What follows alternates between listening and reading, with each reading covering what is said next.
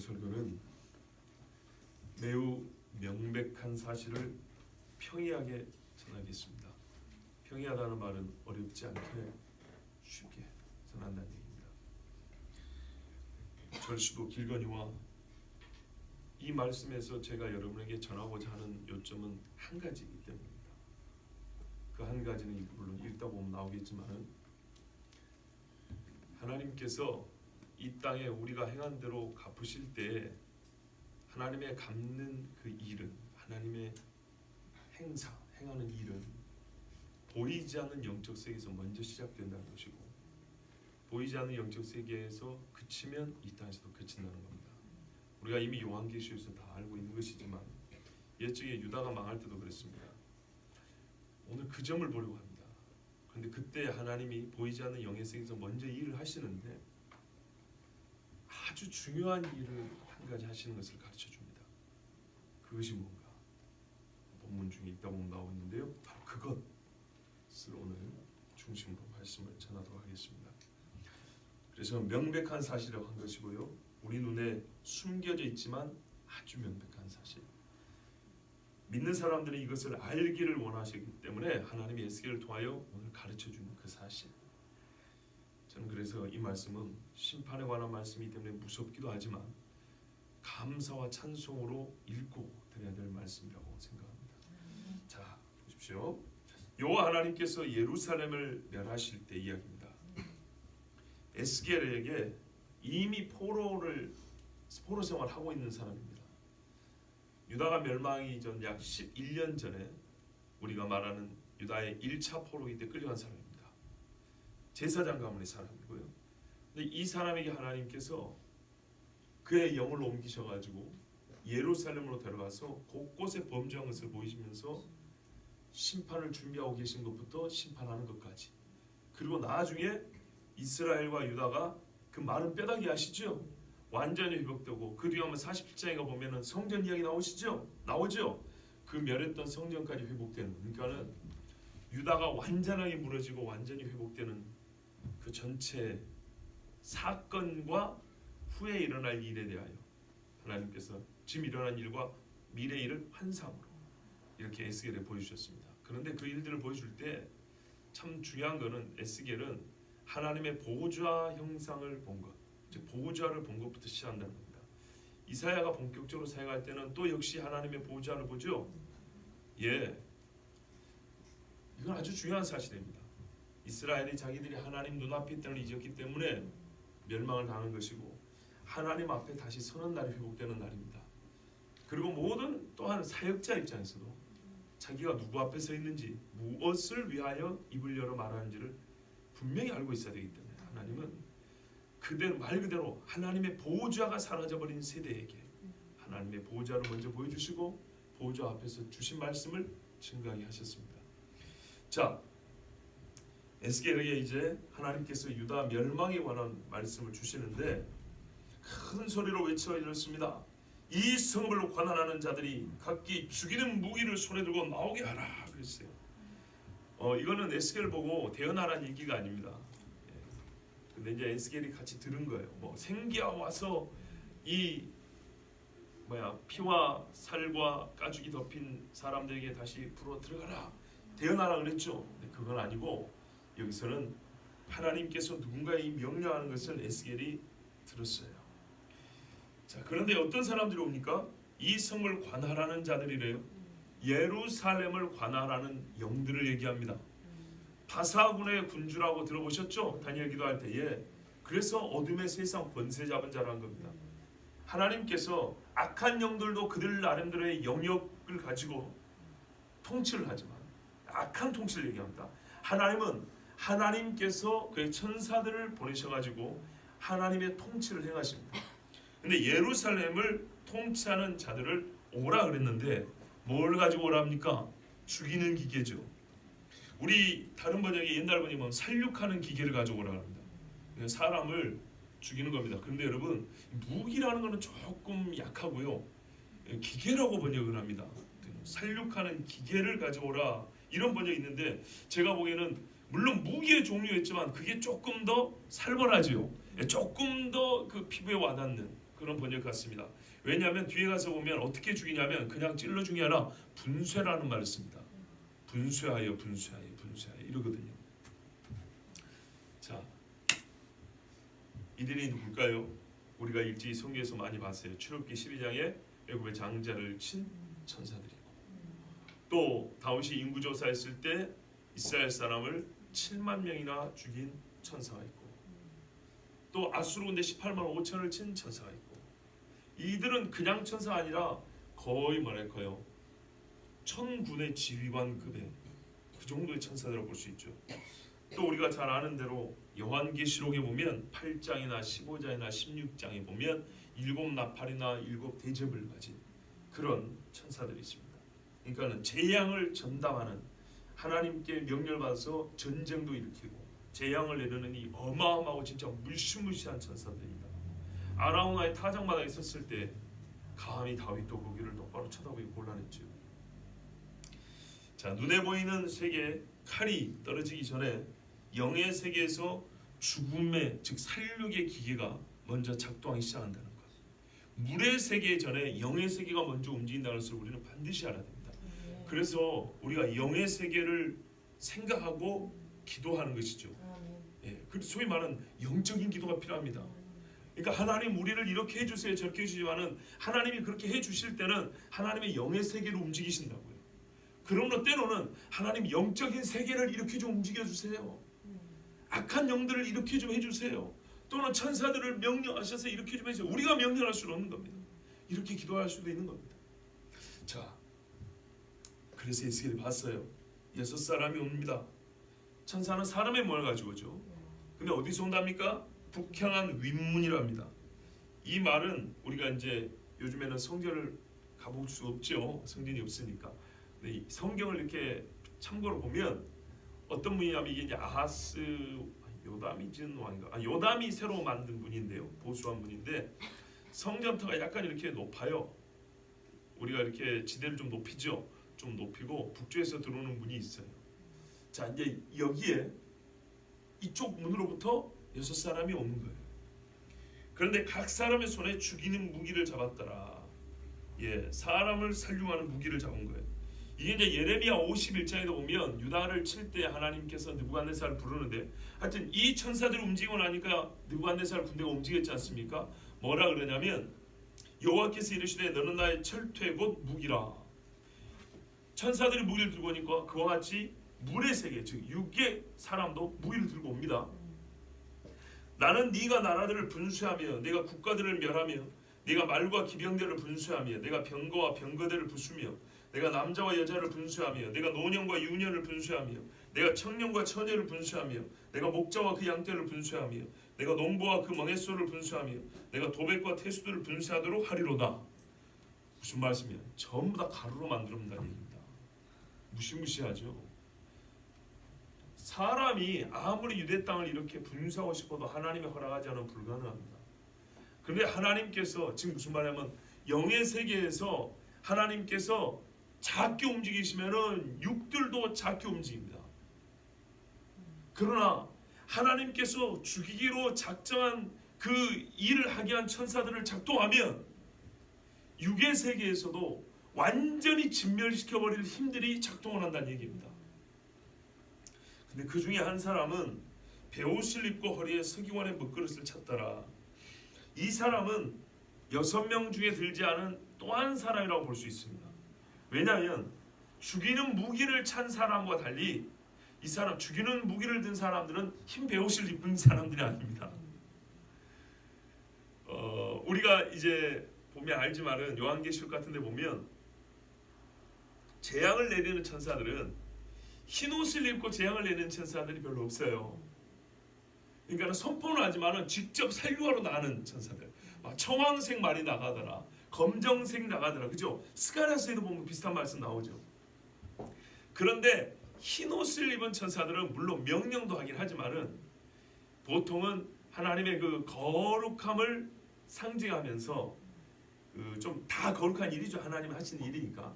근데 약간의 우리 인간적 표현, 사람이 예대로 말하면 좀 더 긍정적인 일을 할 때 보통 깨끗한 일을 할 때 흰 옷을 입습니다. 무슨 말이냐면 여호수아가 부정한 사람은 아니지만 세마포 입고 전쟁에 나가지는 않아요. 똑같이 거룩한 사람 중에 레위인 제사장들은 세마포 입고 번제를 하나님께 드리고, 아시겠죠? 예, 이 차이를 얘기하는 겁니다. 근데 이 한 사람은 구별된 직무를 맡은 사람이에요. 무기를 찬 게 아니고 허리에 서기관의 먹그릇을 찼다는 겁니다. 그러니까는 글을 쓰는 사람, 표식을 하는 사람입니다. 먹통을 청한 사람은, 이 사람은 칼을 휘둘러 온 사람이 아니에요. 자, 이들이 다 나와서 놋제단 곁에 섰더라 그랬어요.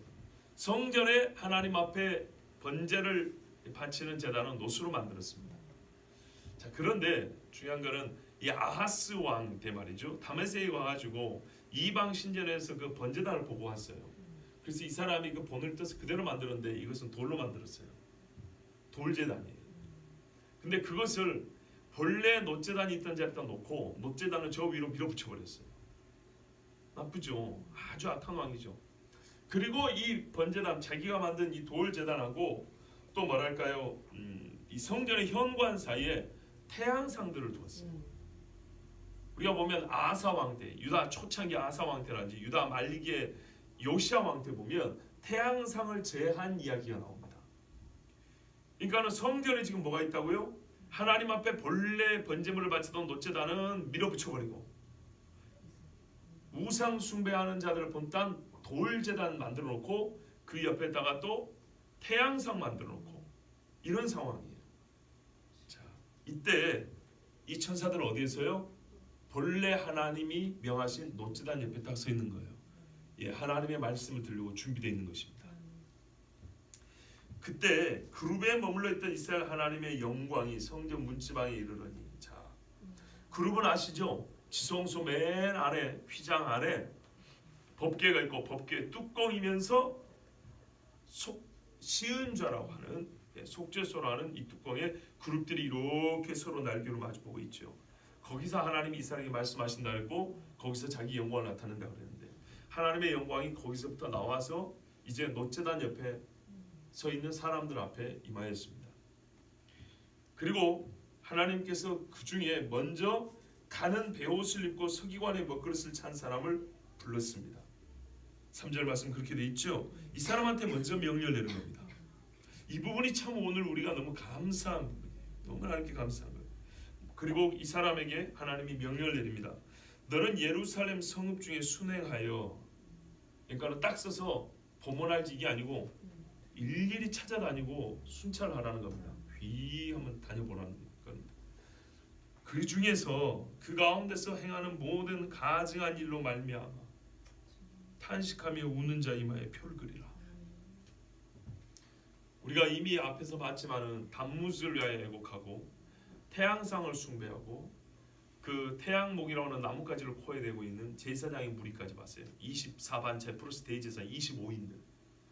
여인들은 이 단무스 이방 신을 위해서 님으로서 상징하는 신입니다. 그것을 위해 애곡하고 벽에다가 이상한 그림들 그려놓고 이것들을 보고 하나님께서 그랬잖아요.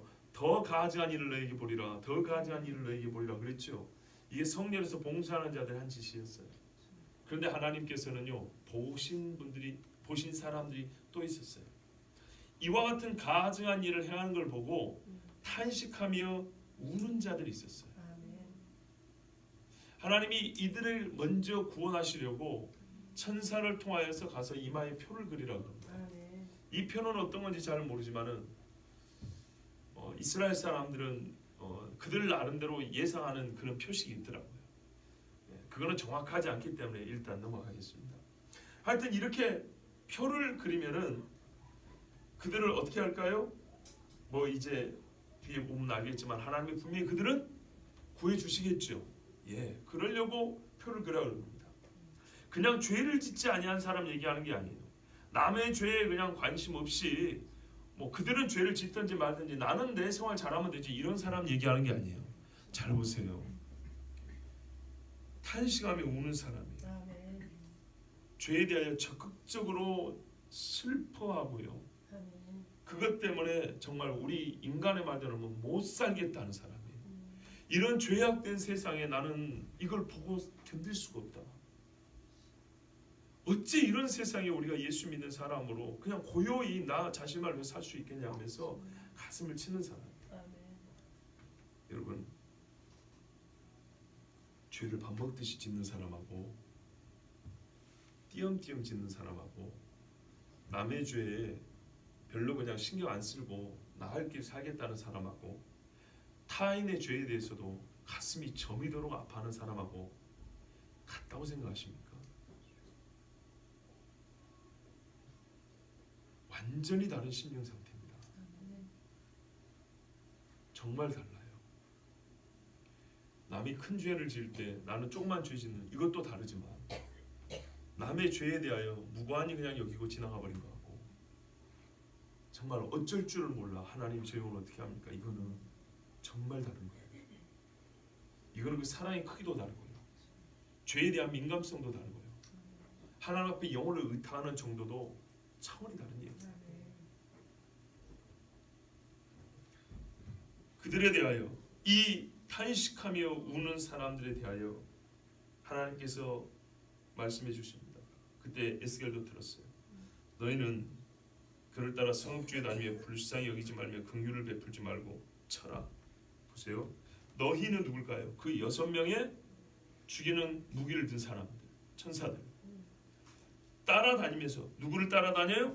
목통 가진 서기관의 역할을 하는 천사를 따라서 다니면서 이마에 표한 사람 외에 나머지는 다 치란 얘기예요.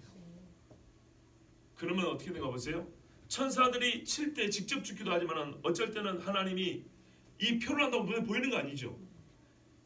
우리의 사람의 이해를 쉽게 하면 천사들이 지나가면서 이미 그 영혼을 찌르고 간 건다 이 말입니다. 그러면 나중에 느부갓네살 왕이 와가지고 칠 때는 정확하게 이미 천사들이 칼로 찌르고 간 사람들만 정확히 다 찔러 죽인다 이 말입니다. 그리고 겉보기에는 드러나지 않지만 하나님께서 천사를 통하여 그 이마에 표를 해놓은 사람들은 칼이 피해가고 남은 자가 되는 겁니다. 출애굽할 때 아시죠? 예. 그런데 이 사람들을 죽일 때 하나님 뭐라 하냐면 연령, 족속, 성별, 직업, 죄의 크기, 생활, 환경 전혀 상관없이 누구라도 예외 없이 똑같이 쳐주기로 했습니다. 6절에 보십시오. 늙은 자와 젊은 자와 처녀와 어린이와 여자를 다 죽이되 보통 이런 부류의 사람들은 장정에 비하여 배려를 받을 수 있는 사람들입니다. 그럼에도 불구하고 하나님의 심판에서는 없습니다.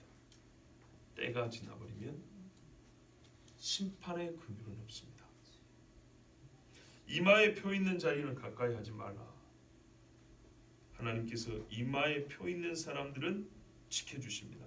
그러면 이 원칙, 이렇게 일하시는 하나님의 행사의 방식은 항상 같을까요? 다를까요? 항상 같습니다. 요한계시록 7장에 보시면 7 나팔 재앙이 불려지기 전에 이렇게 큰 천사가 말을 합니다. 이일 후에 내가 내 천사가 땅 네 모퉁이에 선 것을 보니 땅의 사방의 바람을 붙잡아 바람으로 하여금 땅이나 바다나 각종 나무에 불지 못하게 하더라. 이 파괴하는 힘들이 준비되어 있지만 아직 스탠바이 하라고 붙들고 있는 겁니다. 문을 열지 아니하고. 이 천사들이 놔버리면 시작이 되는 거죠. 또 보면 다른 천사 한 천사가 있는 거예요.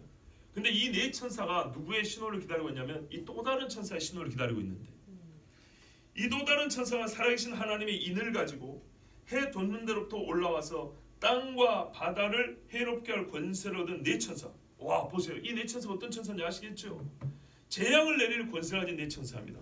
이 네 천사에게 향하여 큰 소리로 외쳐가로되 우리가 우리 하나님의 종들의 이마에 인치기까지 땅이나 바다나 나무나 해하지 말라 하더라. 인을 치는 그 사람들은 보호를 받아야 되기 때문에 보세요. 땅이나 바다나 나무나 이 모든 것들이 확 재앙의 도구로 쓰임 받으면 누가 예외가 있겠습니까? 뭐 예수 잘 믿는 사람은 땅을 안 딛고 살아갑니까? 그렇진 않죠. 그런데 하나님의 종들의 이마에 인을 치면 그때 시작을 하는 거예요. 하더라 내가 입맞은 자의 수를 들으니 이스라엘 자손의 각 지파 중에서 입맞은 자들이 14만 4천이니 여러분 저 신천지가 그러죠. 자기들 14만 4천이라고. 또는 우리 보통의 신학자들은 14만 4천을 상징으로 생각합니다. 어떻게 생각하냐면 그냥 수많은 예수 믿고 구원받은 사람이 이렇게 말합니다. 여러분, 참 왜 그렇게 성경을 무디고 뭐랄까요? 스스로 뭉뚱그려서 이해를 하는지 모르겠어요. 성경에서 구원한 자들 얘기 중에 저번에도 순교자와 증인을 이렇게 성경에서 나눠서 이름을 붙이죠. 성경은 분명히 나눠 이름을 붙여놨다니까요. 그리고 14만 4천 다음에 허다한 무리는 따로 기록이 돼 있어요. 그런데 이렇게 말한 것은 어디서 이제 배웠죠. 12의 완전수에 11을 곱하면 144예요. 그 중에 전체 족수를 보통 1000이라고 계산하니까 거의 완전해 이 구원받은 완전한 사람들 얘기한다. 제발 그런 식으로 좀 보지 마세요. 아니 명백하게 보이는 것은 좀 그냥 있는 그대로 받아들여도 아무 문제 없어요. 그거 잘못하면 하나님이 때리지 않아요. 오히려 그렇게 이상하게 풀다가 잘못하면 확 한 대 맞는 거예요. 성경에 유대인들 이야기하고 있어요. 지금 이스라엘 각 지파 아시겠죠?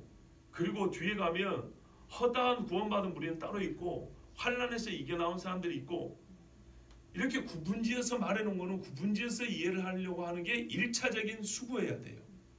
그런데 그냥 다 구원받으니까 똑같이 그냥 뭐 다 결론은 구원받은 사람이 되면서 전부 다 그렇게 예수 믿고 의롭다함을 받아 구원받아 이렇게 전부 다 그냥 통으로 그냥 집어넣으려고 하는데 그러면 곤란하다는 얘기예요. 자, 이래서 하여튼간에 하나님의 인을 맞은 사람들을 먼저 하나님이 구별해내셨습니다. 그리고 표받지 않은 사람들은 죽임을 당했습니다. 짐승의 표는 거꾸로 된다는 거 아시죠? 거꾸로 생각하면 됩니다. 짐승의 표는 그냥 나온 게 아니라 하나님이 한 걸 흉내낸 겁니다. 그러나 마귀는 꼭 반대의 결과를 야기하니 그것만 우리가 정확히 알고 계시면 됩니다. 자, 그 시작점이 어디냐 했더니 성전 내 성소에서 시작할지니라 그랬죠. 성소가 어디입니까? 말하자면 이 땅에서 가장 거룩한 곳입니다. 왜 거룩한 곳에서 사람을 죽이라 그럽니까? 이미 더럽혀졌기 때문입니다. 하나님이 스스로 더럽힌 게 아니고 이미 더럽혀진 거기 때문에 하나님이 버린다는 뜻입니다. 내가 이 성소 버렸다고. 그 다음에 성소에서 시작하는데 늙은 자들로부터 시작하라 그랬죠. 성전 앞에 있는 늙은 자들 누굴까요? 아까 말했던 늙은 자나 젊은 자나 할 때 늙은 자라고 생각하십니까? 아닙니다. 유대인의 지도자들 얘기합니다. 대제사장과 제사장들 25명들 앉아 있었죠. 유대인의 원로와 장로들 얘기합니다. 이 사람들이 성전 앞에 있는 늙은 자들입니다. 가장 거룩해야 할 곳이 타락했을 때 하나님은 그 곳과 그 곳에서 범죄한 자들부터 시작합니다. 그러니까 가장 거룩한 곳에서 시작하고 가장 거룩한 곳에서 거룩한 삶을 살아야 될 사람들부터 시작한다는 얘기입니다. 역시 하나님의 일관성이 있습니다. 베드로전서 4장 17절에서 19절에 하나님의 집에서 심판을 시작할 때가 되었나니 만일 우리에게 먼저 하면 하나님의 복음을 순종하지 아니하는 자들의 그 마지막은 어떠하며 보세요. 베드로가요 신약 시대를 살아가는 우리도 포함해서 우리에게 먼저 한다고 그랬어요. 그러니까 우리가 이 말씀을 잘 들어야 돼요. 하나님의 집에서 시작한다는 것은 집은 1차적으로 성전을 가리킵니다. 그렇지만은 베드로는 지금 교회들을 편지하면서 우리라고 그랬기 때문에 성전된 신자들 예수 믿는다고 하는 사람들부터 하나님이 마지막에 심판을 낼 때는 가차없이 처벌합니다. 만일 우리에게 먼저 하면 하나님의 복음을 순종하지 아니하는 자들 그 마지막은 어떠하며 또 의인이 겨우 구원을 받으면 경건하지 아니한 자와 죄인은 어디에 서리요. 그러므로 하나님의 뜻대로 고난을 받는 자들은 또한 선을 행하는 가운데 그 영혼을 미쁘신 창조주께 의탁할지어다. 이 말씀은 조금 어려울 수 있어요. 이런 말입니다. 범죄한 자들을 심판할 때 하나님의 가장 거룩한 집에서부터 스스로 거룩하다 여긴 사람부터 칩니다. 그렇다면 봐보세요. 자기가 설마 내가 악인이었으랴 싶은 사람부터 하나님 쳐버리잖아요. 그렇다면 자기 양심도 하는 악인들은 얼마나 무서운 심판을 받겠냐 이 말이에요. 그러나 또 한편으로는 이 심판이 내려질 때 그들 중에 의인들이 있을 거 아닙니까? 의인들은 이 심판이 내려질 때 자기들만 안전하고 평안하게 생활하는 건 아닙니다. 역시 피바람을 맞아야 되고요. 여러 가지 고통을 함께 겪습니다. 그러나 그들에게는 죽음이 아니라 더욱 순결한 신부로 연단되어 하나님 앞에 설 수 있는 연단의 시간이 된다는 것. 사실 이 세 가지가 종합적으로 들어있는 게 이제 이건 베드로 말씀입니다. 그러나 베드로 말씀과 아까 읽은 에스겔 말씀의 공통점 뭐라고요? 하나님의 집에서 시작한다는 겁니다. 7절을 보십시오. 그가 또 그들에게 이르시되 너희는 성전을 더럽혀 보세요. 하나님이 더럽히라고 이제 명령을 해버립니다. 버렸다는 뜻입니다. 시체로 모든 뜰에 채우라. 여러분, 시체보다 부정하게 여겨진 건 없지요. 성전은 살리는 곳이지 죽이는 것도 아니고 죽음의 그 죽은 자들의 매장지가 아닙니다. 그런데 하나님이 스스로 이렇게 하신 겁니다. 예수님도 그랬잖아요. 예루살렘을 떠나시면서 너희가 나를 진짜로 알고 다윗의 자손이 호산나 부를 때까지 나를 보지 못할 것이라고. 예루살렘아 예루살렘아 하면서 예수 울고 가셨죠. 그죠? 그런데 이 자들이 왜 불쌍하냐면 이게 지금 에스겔 이야기니까 처음 예루살렘이 무너질 때 이야기를 알고 있다는 거 아닙니까? 근데 예수님 오셨을 때 두 번째 성전 세워졌는데 그때도 깨닫지 못했다는 거예요. 시대가 변하긴요. 하나 안 변했어요. 시대상은 사람상으로 보는 겁니다. 사람은 변하지 않았어요. 그래서 하나님께서 너희는 나가라 이제 치라 그 말입니다. 그들이 나가서 성읍 중에서 치더라. 하나님의 명령을 따라서 이제 치기 시작했습니다. 그들이 칠 때 여러분 천사가 칠 때 수많은 사람들이 이제 영적인 눈을 열어서 보면 그 영혼들이 살육을 당하는 모습을 보일 거 아닙니까? 그리고 이제 나중에 군대가 들어와서 모이는 치는 모습과 아마 이 오버랩 이렇게 서로 겹쳐서 보였을지도 모르겠어요. 에스겔이 그 모습을 보고 하나님 앞에 엎드렸다 그랬습니다. 얼굴을 땅에다 대고 엎드린 겁니다. 그리고 부르짖어 하는 말이 아하 정말 마음을 통탄하는 소리입니다. 주 하나님이여 예루살렘을 향하여 분노를 쏟으시오니 이스라엘의 남은 자를 모두 멸하려 하시나이까. 에스겔이 봤어요. 인쳐서 머리에 인을 맞아서 죽임당하지 않는 사람들이 있는 줄 알아요. 그런데 에스겔이 뭐라고 말합니까? 다 죽이시겠습니까? 이렇게 말하죠. 이게 무슨 말일까요? 인 맞은 사람이 얼마 안 된다는 얘기예요. 거기서 그 수가 많았으면 하나님이 예루살렘을 멸하셨겠어요. 소돔과 고모라 같은 데도 의인 10명만 있어도 하나님이 용서해 준다 했잖아요. 그럼 예루살렘을 생각해 봅시다. 예루살렘 하나님의 영광이 있고 하나님의 이름을 두신 곳이라면 몇 명일지 모르지만 하나님의 기준이 어딘지는 모르지만 그냥 우리 어린 자가 그래 한 100명이라고 치자고요. 그만한 수가 없어서 입 맞은 사람이 수를 셀 정도고 이제 다 죽는 겁니다. 여러분 저는 이 말씀을 보면 진짜 부르짖어야겠구나. 그리고 부르짖고 싶다는 생각이 듭니다. 근데 여러분 우리가 여러분 생각하기에는 우리 교회가 기도를 뜨겁게 한다고 생각하십니까? 뜨겁게 기도하고 신앙생활을 그렇게 뜨겁게 한다고 생각하십니까?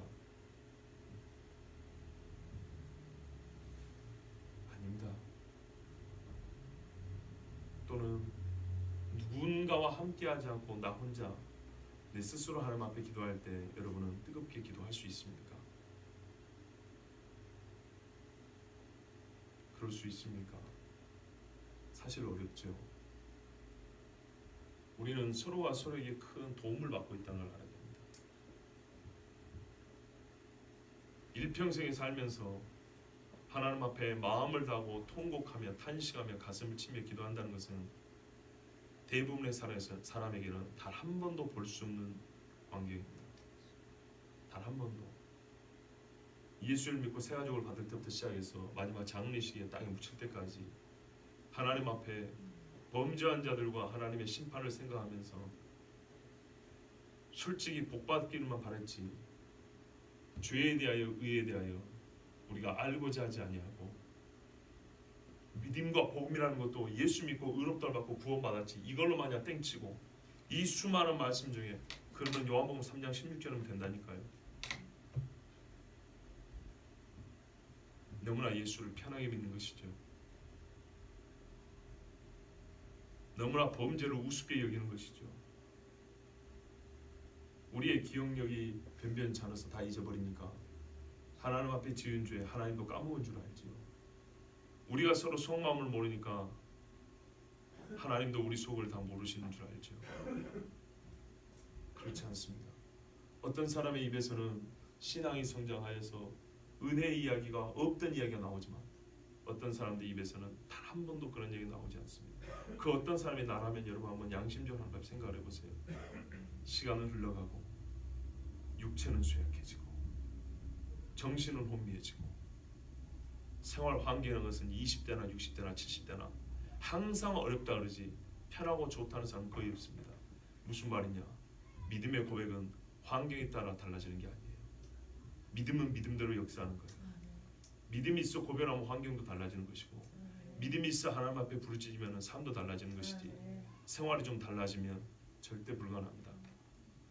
특히 제가 우리 교회 여기 남성분들에게 여러 번 말씀을 드렸습니다. 여기 계신 우리 남자 집사님들 장로님들은 정말 하나님 앞에 마음을 토해내셔야 됩니다. 여러분의 가정이 여러분에게 달려 있습니다. 교회가 여러분에 달려 있습니다. 힘을 써야 할 일에 열심을 내는 건 감사한 일이지만 기도하는데 열심을 내셔야 합니다. 정말로요. 여인들의 입에서는 감사 얘기가 나옵니다. 여성 성도들의 입에서는 옛적보다 은혜로운 대화가 서로 주거니 받거니가 됩니다. 그러나 죄송하지만 제 귀에 들려오기를 남자 성도들 사이에서는 서로 은혜의 대화를 주고받은 이야기가 한 번도 들려온 적이 없습니다. 아니 남자들은 과묵해서 그럴 수 있지만은 그래도 시간이 몇 년 흘렀으면 한 번쯤 오다가다로 들을 수 있는 거 아니겠습니까? 예를 들어서 어느 집사님이 요즘에 은혜가 충만해서 서로 모이고 대화하고 할 때 나는 요새 하나님 앞에 너무 감사해서 기도만 하고 싶다. 또 예를 들어서 엊그저께 설교는 나에게 정말 하나님 주시는 음성이었다. 이런 경우 한 번쯤 있을 수 있는 거 아닌가요? 왜냐하면 누구나 그걸 작정하고 신앙생활을 하는 건 아니지만은 우리 여자 성도님들은 그런 경우가 덜어 있어 서로 나누는 대화에 그게 있단 말입니다.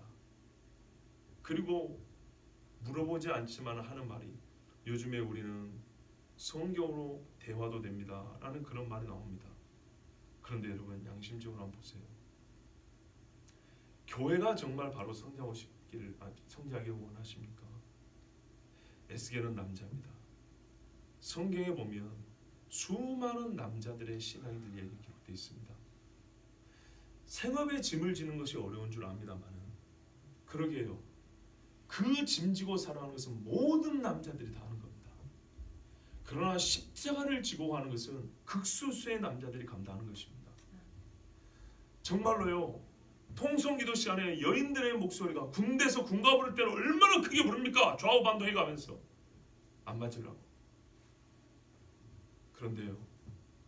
우리가 지금까지 신앙생활 해오면서 하나님 앞에 이 나라와 민족을 위해서 또한 나의 영혼과 교회를 위해서 하나님 앞에 울부짖어 기도해야 된다는 거 다 알지 않습니까? 훗날의 결과를 보고 결말을 보고 누구에게 핑계할 것이며 누구를 원망할 것이며 누구를 탓할 것입니까? 정말 중요합니다. 이렇게 말해준 목사가 없었지요. 이제는 꼭 드려야 될 때입니다. 달라질 것 없어요. 5년 지나면 여러분 생활 환경이 막 좋아질 것 같습니까? 1년만 지나면 확 풀릴 것 같습니까? 아니요. 그렇게 달라지지 않습니다. 하나님이 원하는 건요. 그래서 생활이 편해지고 넉넉해지고 여유로워져서 하나님 앞에 나오는 게 아니고 성경은 항상 말하기를 괴로울 때는 기도할 것이요 즐거울 때는 찬송할 것이요. 옛날에 신방문 각 집집마다 잘 겨루어져 있더라고요. 그게 어떤 의미에서는 교회 와서 초신자 때 목사들한테 배운 교육인데 누가 할까요? 그러면 교회가 어려울 때는 문제 해결을 해서 무슨 위원회를 만드는 것들은 남자들이 잘해요. 그런데 교회가 어려울 때 기도하자는 모임은 남자들에서 나오지 않아요. 근데 여러분 상상을 한번 해보세요. 그랬다면 만약에 그랬다면 어떻게 달라졌을 것 같습니까? 좋아졌을까요? 안 좋아질까요? 이제부터는 여러분 안 해본 것을 한번 해보세요. 정말 하나님 앞에 디모데전서에 거룩한 남자들이 손을 들어 기도한다 그러는데 이게 교회가 멋진 모습이라니까요. 진짜 멋진 모습들이에요. 아, 주 여호와여, 예루살렘에 하여 분노를 쏟으시니 이스라엘의 남은 자를 모두 멸하려 하시나이까. 이 땅을 위해서 기도하는 데가 보면 다 여자들이고 남자들 중에는 몇 사람 특출나게 나서 마이크 잡은 사람 외에 저 의중석에 앉아가지고 눈물을 흘리면서 가슴 치면서 무릎 꿇고 하나님 앞에 안절부절 못하면서 기도하는 남자들은 찾아보기가 어려워요. 천국은 다 여자들만 가려고요. 교회는 여자들의 기도를 이렇게 세웠습니까? 그러게요.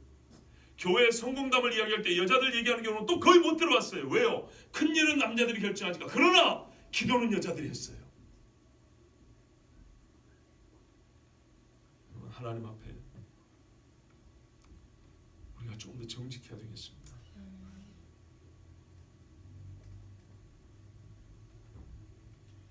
이스겔은 울었습니다.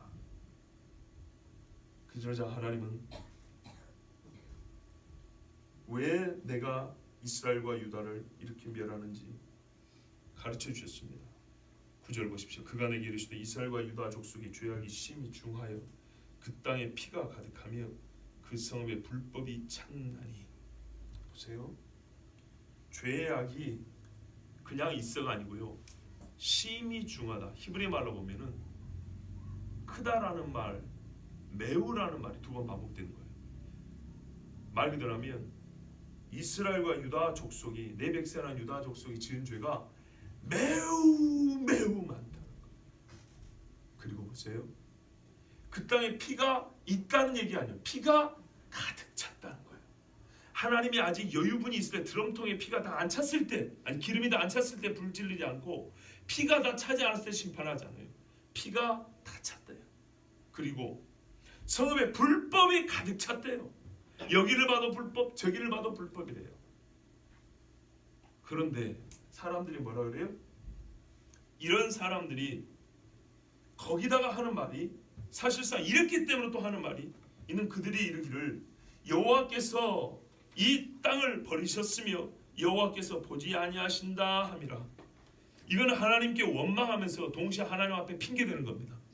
하나님이 우리를 안 살펴주시니까 우리가 계속 죄 짓잖아요. 하나님이 우리를 안 돌봐주시니까 우리가 계속 기도를 못 하잖아요. 하나님이 나를 조금만 도와주시면 나도 하나님 앞에 좀 열렬히 나갈 텐데 지금 그 하나님이 안 도와주시니까 지금 내가 이렇게 그냥 교회만 왔다 갔다 하잖아요. 이렇게 핑계하는 겁니다. 말라기 3장 16절에서 18절, 13절부터 보면 이들의 이 죄악됨을 그대로 다시 말씀해 줍니다.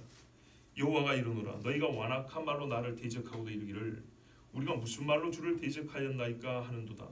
이는 너희가 말하기를, 이렇게 말을 했어요. 하나님 다 기억해놨어요. 뭐라 하냐면 하나님을 섬기는 것이 헛되니 만군의 여호와 앞에서 그 명령을 지키며 슬프게 하는 것이 무엇이 유익하리요? 명령 지키는 것도 유익하지 않고 죄에 대하여 슬퍼하는 것도 유익하지 않냐고. 실익이 뭐하냐 그죠? 비실용적인 신앙. 지금 우리는 교만한 자가 복되다 하며 악을 행하는 자가 번성하며 하나님을 시험하는 자가 오히려 화를 면한다노라. 세상 사람들 부러워하고 그거 따라갔다는 얘기죠. 그때 여호와를 경외하는 자들이, 그때 여호와를 경외한 자 남아있었는데 그들은 이렇게 말하더랍니다. 피차의 말함에 여호와께서 그것을 분명히 들으시고 여호와를 경외하는 자와 그 이름을 존중히 여기는 자를 위하여 여호와 앞에 있는 기념책에 기록하셨느니라. 하나님을 경외하는 자들, 그리고 하나님의 뭐예요? 하나님을 존중히, 그 이름, 하나님의 이름을 존중히 여기는 자들은 하나님이 그 이름을 기록해 놨답니다. 생명책에 기록해 놓은 거예요. 하나님은 철저한 분이에요. 만군의 여호와가 이르노라 나는 내가 정한 날에, 정해진 때가 있어요. 그들을 나의 특별한 소유로 삼을 것이요. 보세요. 심판할 건데 먼저 기록한 사람들을 보호한다는 얘기를 여기서도 먼저 하세요. 그들 나의 특별한 소유로 삼을 것이요 또 사람이 자기를 섬기는 아들을 아낌같이 내가 그들을 아끼리니 그때 너희가 돌아와서 의인과 악인을 분별하고 하나님을 섬기는 자와 섬기지 아니하는 자를 분별하리라. 하나님이 딱 갈라놓으면 사람들 와서 보고 안 돼요. 예수님 말씀하셨죠. 오른편 왼편 나눈다고. 서로가 서로를 보면 알아요. 명확하게 그어버린다는 얘기입니다. 어떤 사람요? 여호와를 경외하는 자와 경외하지 않는 자와 하나님의 이름을 존중히 여기는 자와 그렇지 않은 자와. 그러면 그렇지 않은 자가 뭔지 실상을 말해줬더니 뭐라 그래요? 세상 것을 따라가면서 하나님의 명령을 지키는 게 뭐 우리 실제적인 무슨 유익이 있냐? 무슨 신용성이 있냐? 하나님 앞에 슬프게 행하는 것이 무엇이 유익하냐? 가슴 아파하고 우리가 죄에 막 괴로워하는 게 뭐가 유익하냐? 여러분 유익해요. 므낫세 같은 사람은 하나님이 꼭 심판해 죽여야 될 사람인데 그가 하나님 앞에 배우셨고 회개하게 용서해 줬어요. 그러므로 내가 그들을 불쌍히 여기지 아니하며 이래서 하나님이 불쌍히 여기지 아니하며 하나님이 안 본다면서요. 하나님이 버렸다면서요. 그렇게 말한 사람은 하나님이 불쌍히 보지 않습니다. 긍휼을 베풀지 아니하고 그들의 행위대로 그들의 머리에 갚으리라. 여러분 지금까지 이야기하는 이 말씀 매우 평이하죠. 엄청 쉬워요. 너무너무 쉽죠. 어린아이들아도 읽으면 무슨 말인지 그냥 이해할 수 있는 말이에요. 문제는 하나님 앞에 마음이 열려있고 눈이 열리는 사람은 아무리 해줘도 모르는데 진짜 우리가 눈만 열고 마음만 열렸으면 이 말이 솔직히 말해서 특별한 해석이 필요 없어요. 저는 해석을 해주는 게 아니고 이 말의 실제를 좀 더 자세히 풀 뿐이에요. 무슨 막 신비가 있고요 막 이렇게 막 비밀이 있는 게 아니에요. 영의 세계에서 먼저 이 일이 시작됐다는 것, 영적인 세계에 이게 가려졌다는 것만 우리가 알아야 될 거, 그러니까 좀 풀어내야 될 비밀이라고 한다면 그 일어나는 양상에 대해서는 어려움이 하나도 없어요. 뭐 한다는 얘기예요? 하나님이 믿음 있고 여호와의 말씀대로 순종하는 자를 살려준다는 얘기고 하나님 앞에 말씀 순종하지 않고 제멋대로 사는 사람 어쩐다는 얘기예요? 긍휼 없이 쳐 죽인다 이런 말이잖아요. 누구라도요? 이스라엘이라도요. 어디라고요? 예루살렘이라도요. 민수기 14장에 여호와께서 모세 아론에게 말씀하여 이르시되 나를 원망하는 이 악한 회중에게 내가 어느 때까지 참으랴. 이스라엘 자손이 나를 향하여 원망하는 바 그 원망하는 말을 내가 들었노라. 그들에게 이르기를 여호와의 말씀에 내 삶을 두고 맹세하노라. 너희 말이 내 귀에 들린 대로 내가 너희 행하리니 너희 시체가 이 광야에 엎드려질 것이라. 봐보세요. 이 사람들이 광에서 죽겠다고 말했나요? 죽여달라 그랬나요? 아니에요. 근데 하나님이 말이 들린 대로 해준다며요. 들린 대로 해주는데 시체가 광야에 엎드려진다며요. 그러면 그들이 그 말 한 거예요. 안 했다고요? 아니 했어요. 뭐라 그러는지 아십니까? 하나님이 애굽에서 우리를 다 꺼내서 이 광야에서 죽이려고 하시는가? 애굽에 매장지가 없어서 이 광야에 죽이려고 하시는가? 그랬죠. 하나님 다 들었어요. 그 다음에 우리가 잘 알다시피 예레미야 6장에도 뭐라 합니까? 여호와께서 이와 같이 말씀하시되 너희는 길에 서서 보면 옛적 길고 선한 길이 어딘지 알아보고 그리로 가라. 정말 중요해요. 옛날 길에 선한 길이 더 많았어요. 너희 심령이 평강을 얻으리라 하나 그들이 대답하되 그들의 대답이 우리는 그리로 가지 않겠노라 하였으며 안 간대요. 내가 또 너희 위에 파수꾼을 세웠으니 나팔 소리를 들으라. 하나님이요 한 번 두 번 얘기한 게 아니에요. 여러 번 반복의 말씀. 그들의 대답이 우리는 듣지 않겠노라 하였도다. 그러므로 너희 나라들아 들으라. 무리들아 그들이 당할 일을 알라. 이게 무슨 말이냐면 나라들이 죄지었다는 게 아니고 유다가 죄지은 것인데 하나님이 주변 나라들이 말하는 거예요. 유다가 이런 말을 했어. 자 너희 이방 나라들도 봐라. 너희도 같이 들었다. 유다가 하는 말을. 이제 들었으니까 내가 유다에게 하는 걸 너희도 같이 봐라 이 말입니다. 땅이여 들으라. 내가 이 백성에게 재앙을 내리리니 이것이 그들의 생각의 결과라. 그들이 내 말을 듣지 아니하며 내 율법을 거절하였습니다. 오늘 말씀의 10절에 그들의 행위대로 그들의 머리에 갚으리라. 갈라디아서 6장 7절 8절에 스스로 속이지 말라. 하나님은 업신여김을 받지 아니하시나니 사람이 무엇으로 심든지 그대로 거두리라. 자기 육체를 위하여 심는 자는 육체로부터 썩어질 것을 거두고 성령을 위하여 심는 자는 성령으로부터 영생을 거두리라. 아멘. 하나님 말씀 어렵습니까? 매우 쉽습니다. 문제는 우리가 안 듣는 것입니다. 듣는 것이 어디서부터 나타날까요? 속에서부터 나타납니다. 보라 가는 배옷을 입고 허리에 먹그릇을 찬 사람이 복명하여 이르되. 이제 말할까요? 보라 이것은 어떤 방향, 이제 전환입니다. 어떤 전환인가 했더니 끝났다는 얘기입니다. 준비 끝났습니다. 가는 배옷을 입고 허리에 먹그릇을 찬 사람이 복명하여 가로되 이르되 주께서 내게 명령하신 대로 내가 준행하였나이다 하더라. 심판이 준비되었습니다. 어떤 얘기는 어린 양의 혼인 잔치가 준비되었고, 어떤 얘기는 심판이 준비되었습니다. 유다와 예루살렘은 엄밀히 대적이 아니라 여호와로부터 나온 칼의 죽임을 당한 겁니다. 왜요? 그들이 하나님을 대적했죠. 솔직히 말해서 유다와 예루살렘이 바벨론을 대적한 게 큽니까? 여호와를 대적한 게 큽니까? 여호와를 대적한 겁니다. 이스라엘이 하나님의 이름으로 나라 이름을 지어진 이스라엘이 이렇게 심판을 당했다면 나는 예외로 할 수 있을까요? 아닙니다. 우리 기독교 신앙이란 건 말이죠. 하나님의 사랑에 정말 감격에 겨워 어쩔 줄 모를 그 감격이 너무 큰 거예요. 그러니까 약간 기분 좋은 게 아니고 예수 믿기 때문에 너무너무 좋은 거예요. 그런데요, 예수 믿기 때문에 하나님이 진짜 심각하게 무서운 거예요. 정말 하나님 앞에 무서워할 줄 알아야 돼요. 그래서 오늘 말씀에 경하여 보실 말씀이 히브리서 10장 26절에 31절 여러분이 자주 읽어드립니다. 왜냐, 이 말씀은 이미 중보자 되신 예수 그리스도를 아는 자들이 주신 말씀이기 때문입니다. 우리가 진리를 아는 지식을 받은 후 세가족 교육 정도 받은 이야기 아닙니다. 진짓 죄를 범한 자, 짐짓, 우리 잘 안 쓰는 표현이죠. 쉽게 말하면 뻔히 알고도 다시 속죄하는 제사가 없고 오직 무서운 마음으로 심판을 기다리는 것과 대적하는 자를 태울 맹렬한 불만이 있으리라. 대적이 된 거예요. 하나님의 대적. 모세의 법을 폐한 자도, 예를 들어줍니다. 모세의 법을 폐한 자도 두세 증인으로 말미암아 불쌍히 여김을 받지 못하고 죽었거든. 모세의 법은 그림자입니다. 우리가 말하는 율법이죠. 물론 하나님의 말씀이지만 예수님과 비교하면 그림자입니다. 그런데도 불구하고 불쌍히 여김을 받지 못하고 죽었거든. 하물며 하나님의 아들을 짓밟고 자기를 거룩하게 한 언약의 피를 부정한 것으로 여기고 은혜의 성령 욕되게 하는 자가 당연히 받을 형벌은 얼마나 더 무겁겠느냐. 너희는 생각하라. 원수 갚는 것이 내게 있으니 내가 갚으리라. 하나님이 이런 사람들에게 친히 원수로 여기고 원수를 갚는다 그랬습니다. 하시고 또다시 주께서 그의 백성을 심판하리라 말씀하신 것을 우리가 합니다. 그의 백성도 누가 심판해요? 주님이.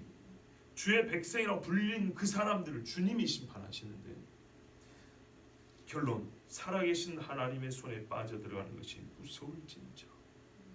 그건 한국말 표현으로 아주 잘하는 거예요. 그 무서움을 우리 일상에는 잘 안 쓰는 표현이죠. 아주 시적이죠. 무서울진저. 명백한 말씀입니다. 하나님은 반드시 죄인을 심판합니다. 이 심판에 예외는 없습니다. 성전조차도 죄인들의 죄악에 물들었다면 하나님이 버려버리고 폐하십니다. 제사장들이라 할지라도 하나님 앞에 범죄하고 회개치 않으면 다 그 죄로 말미암아 죽게 하십니다. 다만 죄를 괴로워하고 거룩한 곳이 더럽혀짐을 슬퍼하는 자들, 여호와의 영광이 가려지는 것을 가슴 아파하는 자들, 남의 죄를 상관하지 않는 그 정도 무딘 심령이 아니라 어찌하면 좋을까요? 하고 하나님 앞에 슬퍼하며 기도하는 사람들은, 그들은 하나님이 이마에 표를 준다 하십니다. 왜 그런지 아세요?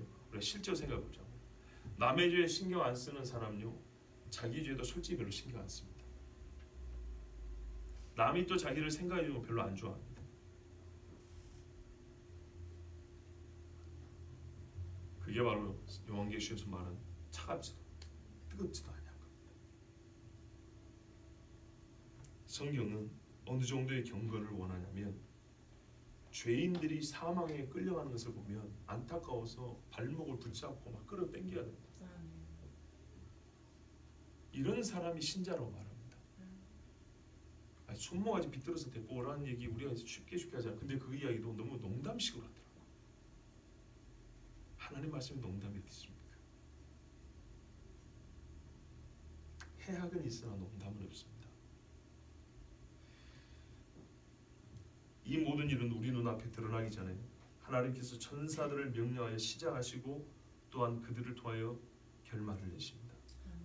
그러므로 여러분, 오늘 제가 여러분에게 명백하고 평이하게 전하고자 하는 이 말씀 주시는, 이미 예수 믿는 우리에게 핵심적으로 우리 주시는 말씀이 뭐냐면 바로 에스겔이 했던 겁니다. 아하 여호와여, 예루살렘의 사람들, 이 남은 자들을 다 주님 없애 죽이시려 하십니까? 에스겔 이 사람이 바로 이 땅의 죄와 가증한 범죄를 하여 지금 부르짖는 사람이 아닙니까? 그래서 성경의 에스겔은 인자야 인자야 계속 이렇게 불러줍니다. 그 가운데 생하는 모든 가증한 일로 말미암아 탄식하며 우는 자, 이 사람은 그의 기도로 혹여 한 사람이라도 주님 앞에 돌이킬 수 있을 것이며, 분명한 사실은 우리가 분명한 사실은 남을 위하여 운다고 구원받는 게 아니고 믿음으로 구원받지만, 남을 위하여 울 수 있는 사람, 남의 범죄 이 가증함으로 말미암아 가슴 아파할 수 있는 사람은 그의 구원받음을 확실하다 말할 수 있습니다. 그런데 이 일을 대부분의 교회에서는 별로 관심을 가지지 않습니다. 여러분 한번 생각을 해보세요. 우리가 이 금요 기도회들 기도할 때 우리 가정이나 우리 교회 이야기할 때 기도 열심히 잘하세요. 그런데 나라 뉴스 보고 막 아저씨들끼리 모여서 이야기할 때는 할 말 다 많아요. 다 정치학 박사 같고 막 경제학 박사 같아요. 그런데요, 그 많은 지식을 가지고 기도할 때 써먹지를 못한단 말이에요. 이 나라의 경제가 이렇게 저렇게 돌아갑니다. 이 나라의 정치가 이럽니다. 왜요? 사람들끼리 모여서 나도 좀 안다고 말은 할 수 있지만 그것 때문에 그 죄들로 말하면 하나님 앞에 아파하는 신명은 아니기 때문이에요. 엄마들도 마찬가지예요. 무슨 나 교육학 박사 같아요. 애들 자녀 교육에 할 말 많아요.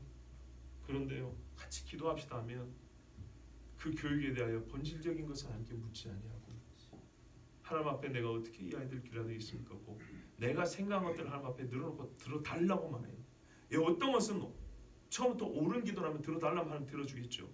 그런데요, 굉장히 잘못된 선택 또는 잘못된 사고방식을 가지고 하나님 앞에 우기는 경우가 있다고요. 간절함으로 우긴다고요. 간절함으로 우길 것이 아니고 간절함으로 여쭈고 구해야 되는 겁니다. 구하니까. 여러분, 이 나라의 운명이 어찌 될지 지금 모릅니다. 다 아시죠? 우리 남의 나라 이야기하는 거 아니죠? 세상이 얼마나 어지러운가 한번 보십시오. 이 땅에 돌아가는 형국을 한번 보십시오. 예수 믿는 사람들이 진짜 하나님 내 앞가를 막기 위해서만 기도하고 내 식구 내 가족만, 물론 사랑하니까 그렇지만 그것만 붙들고 앞에 기도할 때입니까 지금? 그건 분명히 아닙니다.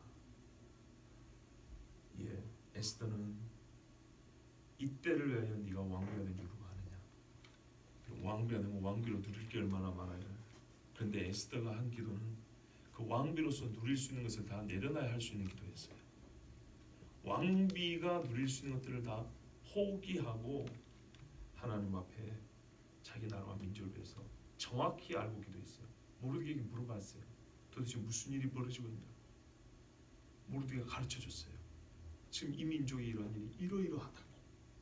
그거를 듣고 심각성을 알았기 때문에 에스더가 하는 말이 그러면 3일 동안 같이 금식합시다 이러고 기도했어요.